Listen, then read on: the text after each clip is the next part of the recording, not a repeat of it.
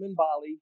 I'm very lucky. I'm watching LA and America. It's horrific what I see every day on the news. It really is. Oh my goodness, it hurts so much. The polarization and the separation of people and anger and frustration. And then, all of this with COVID, it's just so much. But I see you. I think Billy's sick, huh? Billy's okay now. Okay. Thank I God. haven't seen him in longer than I haven't seen you. He's okay. He's negative. He's, Yeah, I lost so many people. But China, why won't you age 1 second? I am. Look, these is wrinkles. Everybody when they squinch their forehead. Well, we'll know if you get a vaccine or not. If you got wrinkles or if it's the. What are you talking about? They say that people who have any face fillers can't get. Can I have the ice cream? They say that you can't get the vaccine if you have fillers. So like that's all of LA can't get the vaccine. What? Because them motherfuckers got fillers. I've never heard that people with thank God I don't have anything on my face. I have nothing. You'll be the only girl in LA who can get the vaccine. I don't take pills. Yeah. No, I don't want. I don't get infected with any crap. You look good, right? I'm eating. Do you know this this brand? I got it at M Cafe. Yeah. So it's supposed to be clean, right? I invest in a lot of these companies. I really believe in the future. I've written so many books on the subject. I have a new one coming out. It's called A Post-Pandemic Lifestyle. And people are dying. I've lost 15 friends, including my very best friend. And people are dying because of their diet. There's no other reason. It's because of the pre-existing health conditions. It's cancer, it's diabetes, it's hypertension, it's heart disease. And they're dying because of their diet that create these conditions. And I'm just praying that we'll come to our senses. The planet is dying because of our diet. The environment is dying because of our diet. And we're dying because of our diet. Like what don't we get? I'm sorry. Have your steak. No, My last book was called A Happy Vegan. I'm eating vegan. I'm eating non-GMO, vegetarian, no MSG, not fried. Probably will not taste very good, perhaps. I don't know. I live in vegan Disneyland. I know you got to come stay with me. I built the most amazing guest house with your name on it. Pardon? I built the most amazing guest house with your name on it. It's actually the Snoop Dogg Suite. He was coming here, and at the last minute, I said, if he stays here, because he didn't come at the last minute, but if he stays here, he won't like Ming Lee Suite or the Yoki Lee Suite. Are they there? He's something big. They left. They were here until December. I was supposed to go on vacation with them, but it was just too many planes for an old nigga to get on a plane and fly 5. I'm 63 years old. Oh, not you, the girls. Oh, they're 20 and 18. One's in Harvard, and one's in NYU. Yeah. Guys, I've known Russell's daughters. I knew Russell before he had daughters, actually. We've known each other for 26 years. I don't know, a long ass time. I met you with Karada and them. Is that how I met you? Yeah, I'm sure. Because we were all 3 running mates. It's so nice to see you, and I'm glad you're healthy. I'm glad Billy's better. Yeah, me too. I don't know how I heard that Billy had gotten COVID, but they say 1 in 3 people in LA have had it. Huh? 1 in 3 people in LA have had COVID. Oh my God, Troy is watching. Oh, I love Troy. That's my sister. I just need to give a shout out right now. Troy Baker on, and Troy wrote. Did she direct it or did she just write Baps? She directed that thing and played in it. She directed it. She wrote it. Do you know that apparently? Tell us if it's true. Is it about Kadata? Oh my God, Tina's watching. I love you guys, Troy says. Oh my God, they're all watching. So you have to watch this movie, Baps. And then she has the hair. Halle Berry and her friend has the hair that says "Booyah" in the hairdo. Oh my God, I'm obsessed with that movie. If you guys have not seen Baps, it's BAPS, and it stands for Black American Princesses. Yes. Is that right? Like Japs. We used to say Japs all the time. Yeah. And But wait, China, tell us about you. Everybody else, I guess some of the people who joined on haven't heard about you in a while. Like they haven't heard. Simone told me to follow you, first of all. And Simone she's who? watching now. Simone Reyes, who was my assistant Oh for my 35 years, right? God. She looks 12 still, by the way. But she's holed up in the house, and really, like a lot of us are suffering because we have, we can't go out. And we just, she's not suffering over that. She's worried about her family and friends and people who have pre-existing health conditions, because it's a little bit scary, I guess. Well, for me, I've had a really hard time because, as you know, my mom died of AIDS, and that was an epidemic. So for me, illness, pandemic, epidemics, I get really, so I'm trying to learn how to be more. I'm trying to be just grateful and have my heart open and trying not to be judgmental of people's behaviors, but it's tough, It's tough when you watch people who don't realize that their actions have implications for others. Mm. I see a lot of people, young people, who think that because they may be, almost invincible, that they can't be responsible for hurting someone else. They kind of act as if they're okay until the world is. And I think that's selfish. And you don't see that here in Asia. You don't see that in Bali. I don't see that in Singapore. You don't see that in China. People wear masks for respect for each other, not a political statement. First of all, if you don't get the vaccine here in Bali, you got to go to jail or get out of the country. If you're a Westerner, you can leave, but the Balinese, they have there. You got to get. Do they have not a lot, but they still got to get a vaccine? Pfizer and the same ones? I think that the other one, not the Pfizer, the other one, that one. The other one. There's two that they've approved, not Pfizer. Pfizer's here too, I'm sure, but they're more of the other one, and they're giving the essential workers now. But it's in the newspaper that if you don't take the vaccine, you go to jail. If you're Indonesian. How bad is it there? The cases? Well, in Bali, not so bad, but in Indonesia, in Jakarta, in the capital, it's getting very bad. But nothing like what you guys have. Everybody's more respectful and everybody is more careful than Americans. I think Americans feel more entitled. I hate to be judgmental, but they are, as a collective, more entitled. And they do shit that I think kind of just reaffirms their entitlement. You can watch them do it. All you do is watch their Instagram. I know. So, yeah. Japan has a mask culture. That's right. And so, I get on my scooter, I put on a mask just because of cars and exhaustion. I ride a scooter. It's just part of the culture there. It's part of the culture. So it's easy to adapt and make it more foreign to them. And I can understand that, but we have enough information now that, culture or not, let's do this for each other, Yeah. So what I'm doing is I have offices in New York and LA, which both are closed currently, and I may not need the office in New York, but LA will open up again. And I had a house I was buying, but then wait, so you don't have that house that I don't even have that house anymore. You don't have. I sold that house, but I was looking at it to buy a house, and I actually had it. And I was in contract, and I was lucky enough to get out of it when COVID happened. And I haven't been back to America since March.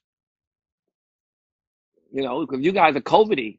And my office in Singapore is operational, and other offices in Asia. So I'm happy.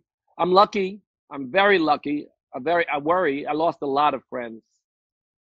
I lost a lot. I lost Andre. Andre Harrell. I lost a couple days ago. Ecstasy from Houdini died. I lost my stepmother, who I loved my entire life, even before she was my stepmother. I lost a lot of people. I'm old. I'm 63. People my age check it out, and especially, as I suggested to you, it's the diet. Oh, well, it's the diet, for everyone. It's diet, and of course, a little exercise and meditation. For most people, if we do these things, it will reverse the aging process, or certainly slow it down a great deal. And I think, and also protect us from these pandemics and these diseases. The COVID is looking for people who eat animal products. My book that's coming out, Simon & Schuster did all the research to double down on my research. And the claims that I make, which are the ones you see in Netflix and all these documentaries, are true. All of these things are caused by animal products, not sugar for diabetes, but meat. It's It's not all meat. It's all also animal product. also palm oil and Oils.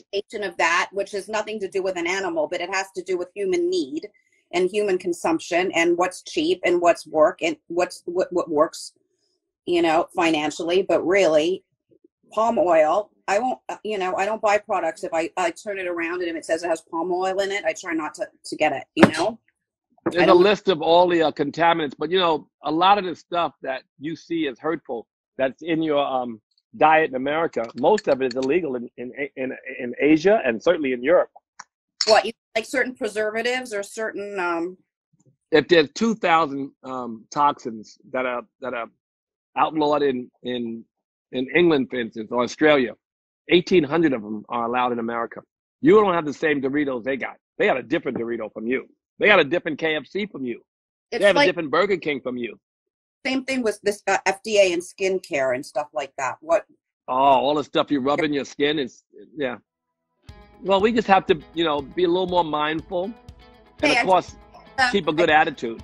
Hold on. I just want to give a review. This is actually quite nice. Oh, good. Surprisingly. And I just added a little I've bit. seen that product.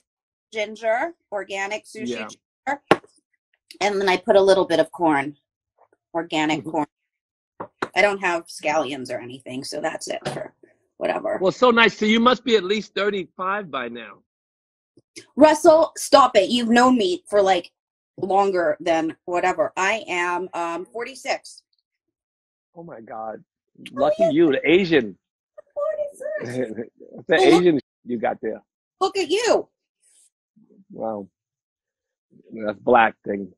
Mm-hmm. And also, if you're happy, it makes a big difference. Mm. So try to keep your head, up when things, the yogis say to remember. Really important. Like sometimes you get noisy in your head and suffering sets in, but if you just empty it out, do the things that matter, that empty out the noise, then you get happy. So you have to work on happiness, and sometimes, it does, because they'll feed you sadness. You know what I discovered the other day? And this was really big for me. I was really upset about something, like really upset, like crying, upset. And then I just said to myself, stop, it's a trick, right? Stopped it. Let it go. And it worked. I was like, oh my God. We say often, remember to remember. That's it. That's it. When you're meditating, you have a mantra, you lose it. And then you bring it back gently. You don't have to kill everything else, but you gently bring the mantra back and focus on the mantra. This is how happiness is. You focus on happiness and it walks away, and then you just have to bring it back. And it's all from the inside, as you know, as we all know. We just have to remember the lessons we learned, right? And how to use them. Mm-hmm. Yeah. So, and what about Trump? All the time I spent with him as a friend, thinking, well, he's not president. I never thought he could be president. Like the minute he ran for president, I was like, nigga, please, no, fuck no. And then, of course, our friendship ended the minute he started to really campaign and said those horrific things about the wall in Mexico and stuff. But I don't want to look what we went through. But I do want to ask you, why can you use the N-word? Tell me because my great-great-great-grandfather was a slave. And it's a word that we use, took the pain out of the word in some ways. And I don't want to get into that. You don't want to talk politics. I don't want to talk about it. Okay. And I should never use it because if it makes you uncomfortable. But it's just something that I'm a 63-year-old black man. And if you told my father, for instance, he couldn't use the N-word, he became eventually a professor of black history. He would just be like, nigga, please. Don't tell me what to say. Okay. I think, it's not to encourage white people to use it. No. No, of course not. Right. So it's, it's something but I don't want to talk about that. Let's talk about you and Billy. I haven't spoken to you maybe once, but when you were first dating Billy, I remember the off and on thing a little bit. And now you're married, you're his caretaker, you're responsible for him. Yes, you are. Yes, you are. Simone told me you are. She watches you on when you go on these lives and you like, that's your man. That's your, like, he's your nigga. That's for sure. Well, and that's Yeah. nice. I'm happy if you're I happy. I only care about your happiness, I even got more than Billy's. for him. I bring it to him. Yeah, I take care of him. That's very nice. I'm happy you're happy. And, you know, about everything, really. Would love him. So He's very deserving. I haven't spoken to him in a long time, but I always liked him. You know, we hung out quite a bit, you know, back in the 80s or whatever, in late 80s. He's a sweet guy. As long as you're happy, that's what matters. Mm-hmm. Yeah. So just keep your head up, China. I'm so happy to see you. And I'm going to, you know, you have to DM me your number so I can speak to you directly. I love it. Huh? You don't have my number? No. Why do you think I jump on Instagram? We're having a conversation in front of like 187 people. Somebody said, nigga, please. Well, yeah, you better be black saying that shit. We're having a FaceTime right now, but people are watching and listening. That's what's happening. You and I are. But I'm so happy to see that you're in a good space and you just cook that food in front of us. So you, is that an Asian thing? Like your noodles, chopsticks? Like you like? No, I don't know. I was just hungry and felt like chatting and wanted to tell them what my aunt told me about chopsticks. But then I realized, you know what? I'm holding them in the right place. She says you have to hold it 3/4 in. If you hold it too close, then you'll never leave your house. If you hold it back too far, you're going to end up in Timbuktu. So she said 2/3 of the way. But actually, that's what I'm doing. I wasn't sure, but now that I'm eating, that's what I do. So I'm okay. I'm going to check on later at dinner. I'll grab some chopsticks to see where I grab them. Yeah, see where your hands are. Yeah. All right. Well, listen. Tell Billy I said hello. Mm-hmm. Keep your head up. Mm-hmm. And I'm so happy to see you. Look fantastic. I'm happy to see you too. I can't believe your girls are so big. Huh? I can't believe the girls are so big. They're grown. They're so grown. Again, one went to Harvard when she was 16. That was Yoki, and she's an academic. She loves school. And then you have Ming, who's in NYU, who's following her mother, who's a designer. So between those two lights of my heart, and then the other children, Kamora's got like 3 other kids, boys, and they're my godchildren. So yeah, that's the closest thing I got to. The little boy that she had with Jaimin. Kenzo. He's exactly. So tall now. How big He's is going to be like 6'10" or something. He's tall. How tall? How old is he? He's 13 maybe. He's tall. He's very tall.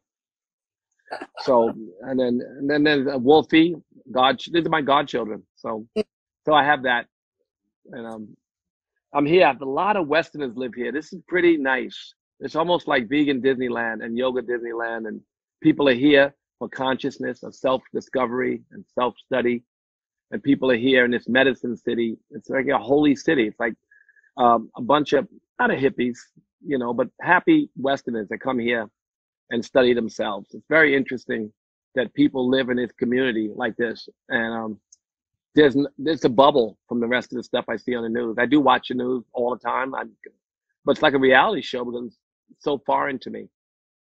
Although obviously the politics I care about, and I've always been invested in these politics.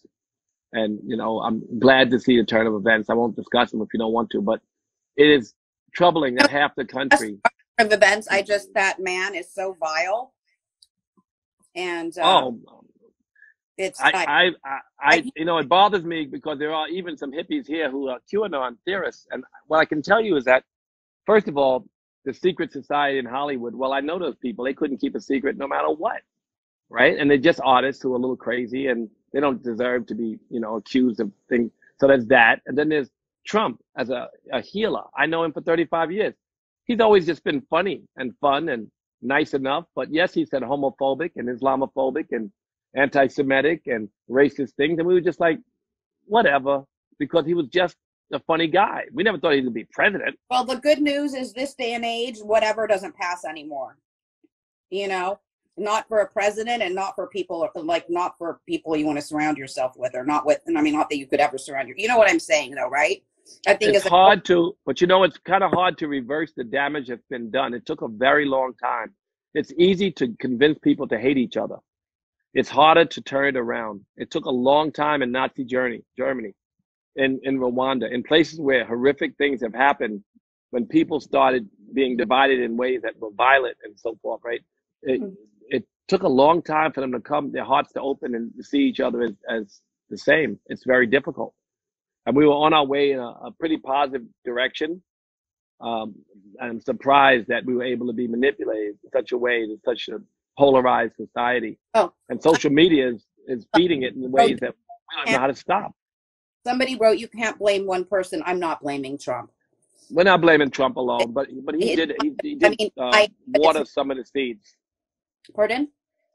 He did water. Like, if you were once a racist and then your kids marry black and you live in this world and the world is changing and lesbians are getting married, everything is happening around you. You start to just soften your heart and you start to live in the world. Like, you don't want to be different. So you just like abandon these ideas or put them to the side. And everybody has some discriminatory kind of genes, right?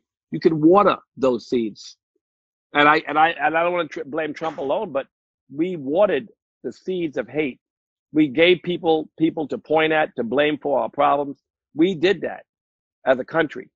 And we were on our way to a much better place. But at the same time that we're suffering from, this polarization, we see much more inclusive and open-minded people. I think that there's a future that will have equal high quality education and healthcare. And I do believe in the future, not a socialist future. Of course, people should have healthcare. Of course, people should have education. Of course, people should have a living wage that makes sense. I believe in all those things without being a socialist, I think. And if I was, I guess I was a socialist. What I'd like to see is we take care of each other and love each other. That's what I'd like to see. I'm with you. I shift the conversation to something. Mm-hmm. Go ahead. Right. We all have to take responsibility. We're all responsible. Yes. You know? Like when the George Floyd thing happened, I was like, this shit's been going on for years.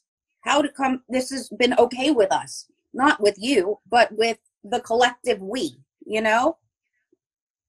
It's just it's disturbing, like first when I was a kid, we were always afraid of police. We didn't have to be selling drugs to see a cop and run. We just were afraid of the police. And it's been that way as long as I've been alive, and certainly before I was alive. The police were rival to the KKK in many instances, and people saw them like that. So that's been our experience throughout American history. So now to see people finally waking up and seeing that and marching alongside us gives me hope, right? And this idea of, I don't know why they keep saying defunding the police, but we should take some money and put it into healthcare, take some money and put it into programs that stop violence, take some money and put it into other places besides just the police force. So it's not defunding them, but it's, just building a better, a safer a community with the same budget. There's no new money, it's the same money. And so that's what discussion, I think. And I hope that they'll get prosecutors who won't get prosecuted by the city and the police union for prosecuting bad cops. I just want it to be that a prosecutor is not afraid. That's the police reform bill. It's not about chokeholds. It's about having prosecutors who are not beholden to the police union, that are not controlled by the police union. That's very important. That's some of the stuff we want to get done, right? Healthcare, education, a living wage that makes sense, police reform. Some of the stuff that I think, not that they'll do it unless you make them do it, but at least they promised it. Some of the people and some of the Democrats promised it. I don't like them much, but they promised certain things. We can push them for those things. Maybe. Yeah, personally, I'm against the system. Well, as a yogi, as a spiritual, Jesus, even everybody, somehow politics seeps in. If you're helping the poor, then it's political to some degree. There's some politics that will help the poor, for sure. If you help anything you're doing that helps the collective or helps humanity, has political ramifications. You want to clean the ocean? You got to talk to Pepsi. They get more plastic or Coke puts more plastic in the ocean than anybody except Pepsi. So Do you got to talk to them. So it's political. They pay the politicians to keep doing it. Russ, It's all do you know Marianne Williamson? yes, she spoke at my yoga studio. Oh, she did? Not too long ago. Yeah. So I love Marianne. I've known her again for many years. She knew my mom. I have a copy. She gave me her copy of Course in Miracles that she signed for me, her personal copy, which is so incredible. But, you know, when Marianne she ran for president, and I'm not saying that she would have been qualified to do that, but a lot of her ideas and what she was saying, and she was saying a lot of people from like the yoga community, the spiritual community, they're like, oh, I don't like to do politics. I don't want to talk politics. And she's like, you know what? You got to show up. If you don't show up, you can't leave it to other people to handle it. So you can't be like, I'm above all of this, kumbaya and whatever. No, you got to get in there. And that's why, you know, in the Bhagavad Gita, which is one of the main scriptures in yoga, Arjuna told Krishna, I don't want to fight. And Krishna said, if you don't get out there and chop them fuckers' head off right now. He said, I'll love you if you don't fight, but you got to fight. And the book, and yoga is taught to Arjuna on the battlefield. You know, Dharma, we all have personal responsibility to help the collective. And even in cases horrible as war, because in the Bhagavad Gita, it happens on the battlefield again. So, yeah, a lot of yogis say they're not in politics, but you can't escape politics if you really want to help everyone else. If you want to help the world be a better place, there's some politics coming in it. If you want another awesome video in our Black Excellence series, check out the video right there next to me. I think you'll enjoy it. Continue to believe, and I'll see you there.